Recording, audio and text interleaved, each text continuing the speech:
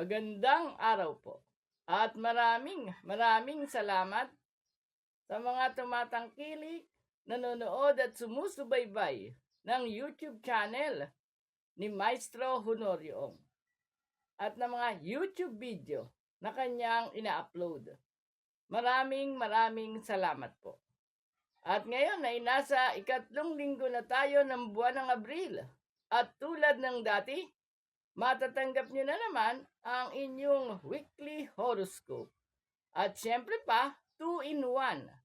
Malalaman mo na ang iyong kapalaran sa linggong ito, ay maaari mo pang basahin ang isang nobelang hinango sa mga aklat ni Maestro Honorio. Actually ay nagsulat na tayo ng unang aklat, Ang Sikreto ng Iyong Kapalaran. Ikalawang aklat, Ang Sikreto ng Iyong Kapalaran. Ikatlong aklat, Ang Sikreto ng Iyong Kapalaran. Ikaapat na aklat, Ang Sikreto ng Iyong Kapalaran. At sa nasabing mga aklat, kung wala ka pang sipi, ay bilang patikim. Siniserialize natin ang isang nobelang hinangot sa nasabing mga aklat, kasabay ng weekly horoscope na ito. Ang Sikreto ng Okultismo at Mistisismo. Ito'y isang nobela hinggil sa pakikipagsapalaran ng isang binatilyong si Aryabhata. At binuksan niya ang antigong baul ng kanyang lolo Damyang Agimat na iniingatan naman ng kanyang tatang na si Sabater. At sa nasabing baul, natagpuan ni Aryabhata ang iba't ibang paraan kung paano magkakaroon ng kapangyarihan. At ngayon ay nasa ika-78 labas na tayo ng Sikreto na Okultismo at Mistisismo. At kung hindi mo natunghayan ang unang labas, ikalawang labas, ikatlong labas hanggang makarating ka sa ika-78 labas na tayo, ay balikan mo lamang ang mga nakaraang weekly horoscope at pagduktong-duktungin upang manamnam mo at malasahan ang iba pang sinusulat ni Maestro Honorio tulad nga ng serialized novel na Ang Sikreto ng Okultismo at Mistisismo na mababasa sa ilalim ng YouTube video na ito. At ngayon ay malalaman mo na ang iyong magiging kapalaran sa ikatlong linggong ito ng buwan ng Abril. Hinggil sa sex, pag-ibig, love life, salapi, negosyo, career, travel, family, swerteng kulay, swerteng numero, at marami pang swerteng darating sa iyo sa ikatlong linggong ito ng buwan ng Abril. Kaya, nood na! Weekly Horoscope. April 19 to 25, 2026. Aris, silang isinilang mula ka-21 ng Marso hanggang ika-19 ng Abril. Sa biglang tingin, masarap ang simpleng buhay lamang. Hindi gaanong mayaman at hindi rin gaanong mahirap. Ngunit sa linggong ito, wala sa dalawang ito ang magiging buhay mo dahil itinakda ka para mamuhay ng alta syudad, para mamuno, para mag-utos, at para yumaman. Mapalad na kulay ang red. Maswerteng numero 1, 17, 25, 28, 33, at 44. Taurus, silang isinilang mula ika-20 ng Abril hanggang ika-20 ng Mayo. Noon pa man, pinapakinggan mo kasi ang mga negatibong sinasabi ng iyong kapwa. Kaya nanghihina ang katuloy ng loob. Sa linggong ito, inuutusan ka ng langit na magbingi-bingihan sa mga negatibong nangyayari sa iyong kapaligiran. Buuin mo ang loob at ang iyong kursunada, sapagkat dumating na ang sandali at ito ay ngayon na upang kumilos at umaksyong ka lang ng matapang at walang takot sa lahat ng mga plano at pangarap mo sa buhay. Walang duda, isa-isa nang matutupad ang mga plano at mga inaambisyon mo na may bonus pang nagsasabing sa 2 linggong ito ng buwan ng Abril, ang lahat ng swerte at pagpapala ay pagkakaloob na sa iyo ng langit. Mapalad na kulay ang pink, maswerteng numero 2, 15, 20, 29, 34 at 43. Gemini, silang isinilang mula 21 ng Mayo hanggang 21 ng Hunyo. Sa linggong ito, inuutusan ka ng langit na makipagkwentuhan sa mga successful, mayayaman at mauunlad na mga kaibigan. Sa pakikipagkwentuhan sa kanila, malahimala, magkakaroon ng magic ang iyong pakikipag-usap. Makikita mo, matapos ninyong magkadaupang palad ng mga malalapit, mayayaman at mga successful mong mga kaibigan. Habang nakikipagkwentuhan ka at nakikipagdaldalan, hindi sinasadyang malilipat sa iyo ang lahat ng mga swerte at ang magagandang kapalaran ng iyong kausap. Mapalad na kulay ang lilac, maswerteng numero 1, 10, 19, 22, 38 at 42. Cancer, silang isinilang mula 22 ng Hunyo hanggang 22 ng Hulyo. Marami ang nag-aakalang mahina ang loob mo, at dahil ang mga akala ay kadalasang mali, sila ay mapapahiya. Dahil sa 3 linggong ito ng buwan ng Abril, ay magiging malakas ang loob mo. Oo, malakas na malakas. Kaya naman, anuman ang balakin at gawin mo, ay tiyak na magtatagumpay ka. Kagilagilalas, oo, magugulat silang mga nanonood sa buhay mo sa kakaibang swerte at magagandang kapalarang sunod-sunod, at hindi nila aakalaing mapupunta sa iyo. Higit lalo, ang mga magagandang kapalaran at swerteng may kaugnayan sa makapal na halaga ng salapi, sa larangan ng pag-ibig, sa relasyon, at sa mga paglalakbay.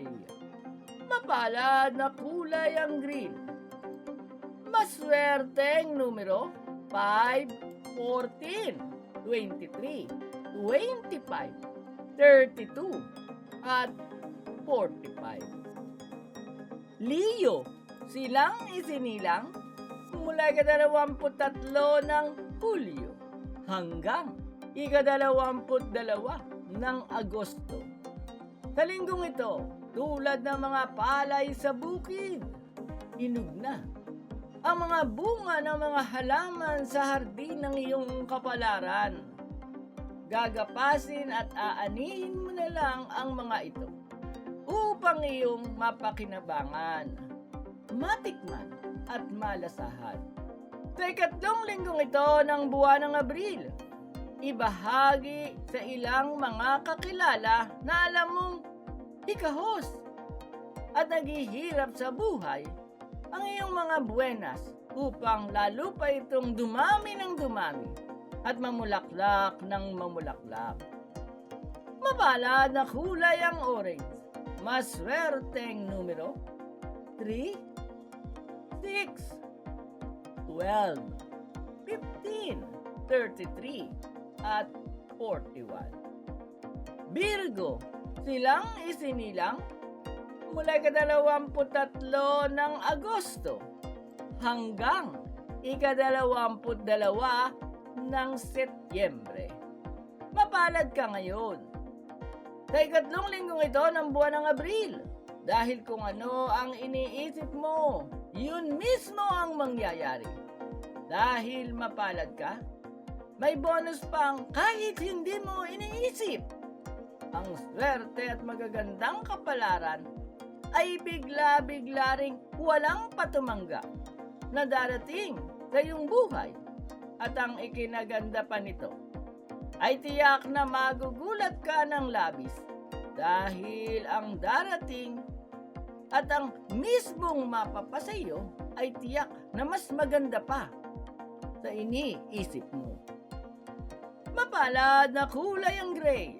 Maswerteng numero 1, 13, 19, 28, 34, at 44. Libra, silang isinilang mula ika-23 ng Setyembre hanggang ika-23 ng Oktubre. Lahat ng maganda ay para sa iyo. Magandang mukha at magandang pangangatawan. Kahit nga ang magandang kapalaran ay para sa iyo din. Ito ang dahilan kung bakit hindi nauubos ang mga taong sa iyo ay inggit na inggit at naninira, lalo na kapag nakatalikod ka. Pero dahil maganda din ang puso mo, hindi mo nga sila pinapansin at pinapatawad mo agad ang anumang paninira at pang-aasar na ginagawa nila sa iyo. At dahil nakikita ng nasa itaas ang lahat ng kagandahan mong ito, sa ikatlong linggong ito ng buwan ng Abril, marami pang swerte at magagandang kapalaran ang tuloy-tuloy na ipagkakaloob sa iyo ng langit na may kaugnayan sa salapi, na may kaugnayan sa material na mga bagay, na may kaugnayan sa romansa at pag-ibig. Mapalad na kulay ang burgundy. Maswerteng numero 1, 8, 18, 21, 36, at 40. Scorpio, silang isinilang mula ika-24 ng Oktubre hanggang ika-21 ng Nobyembre. Walang makaalam na babalot ka ng swerte sa ikatlong linggong ito ng buwan ng Abril. At kapansin-pansing kumikinang-kinang ang iyong pagkatao. Ang swerteng ito ay magbibigay sa iyo ng proteksyon kahit saan ka pumunta. Kahit sinong tao ang manira sa iyo ay hindi ka tatablan. Halip, ilang mahilig manira at magkalat ng intriga at ng mga chismis sa iyo ang babalikan ng pinakalat nilang masasamang chismis. Oo, magugulat ka. Sila ang mapapahamak. Habang ikaw naman ay patuloy at lalo pang pagpapalain ng langit. Mapalad na kulay ang maroon. Maswerteng numero 6, 12, 24, 27, 37, at 41. Sagittarius, silang isinilang mula ika-22 ng Nobyembre hanggang ika-21 ng Disyembre. Sa linggong ito, usang nahuhulog sa sanga ang hinog na mga prutas. Kung hindi ka magiging maagap, ang mga swerte at magagandang kapalarang makakamit mo sa ngayon ay maaaring masayang at mahulog na lamang sa lupa. Kailangang anihin mo na ito ngayon dahil ang lahat naman ng ito ay iyong pinaghirapan.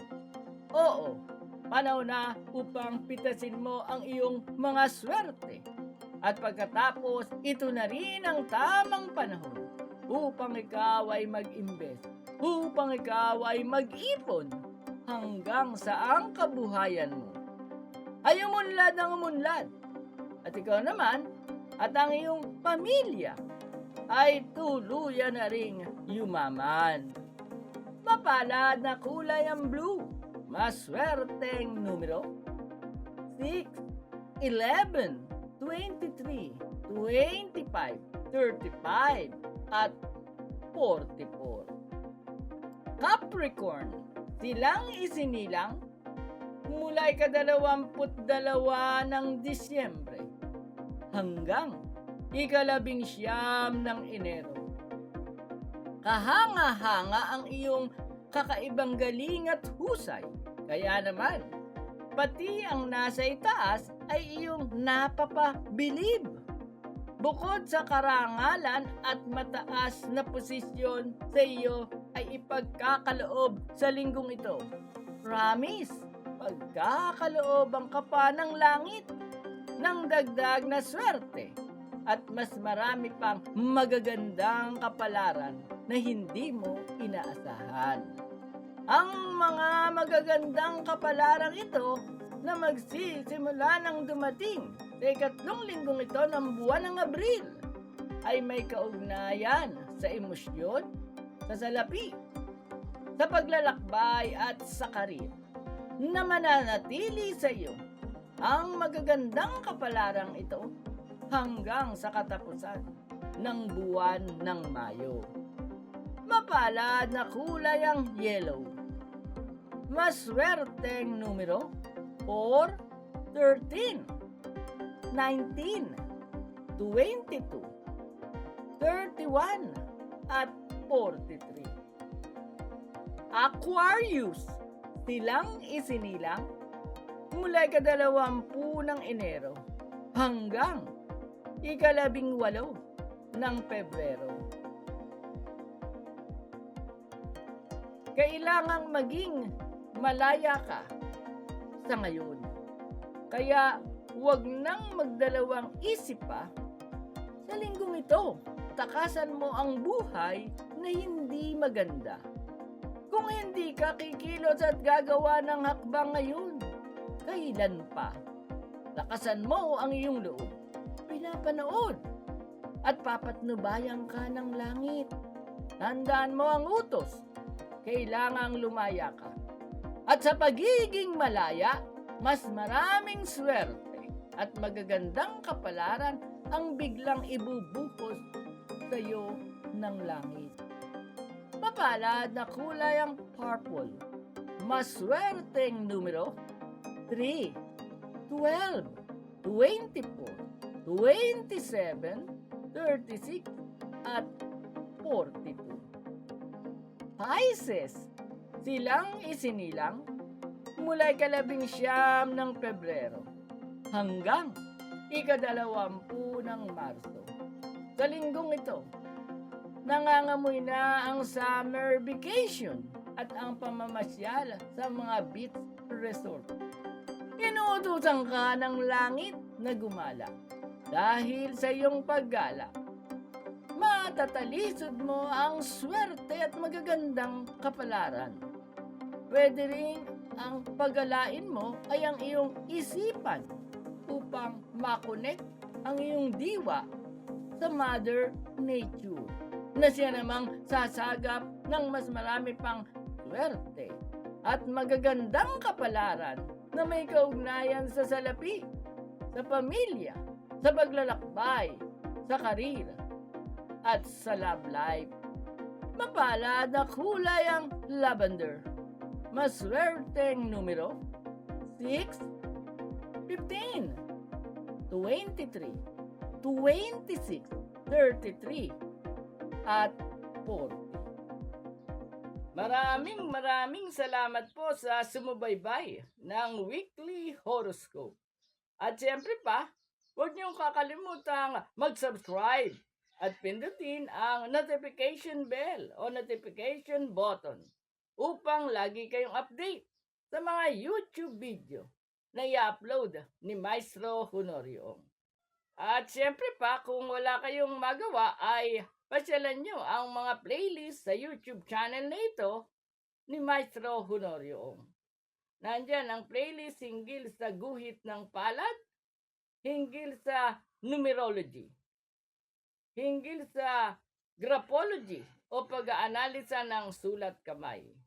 At ang ating latest playlist ay ang prediksyon 2026, kung saan malalaman ninyo kung sino ang pinakamaswerteng animal sign o zodiac sign sa taong ito ng 2026, at ganun din ang mga zodiac sign at animal sign na yayaman sa taong ito ng 2026. Kaya pasyalan ang iba pang mga playlist sa YouTube channel na ito ni Maestro Honorio.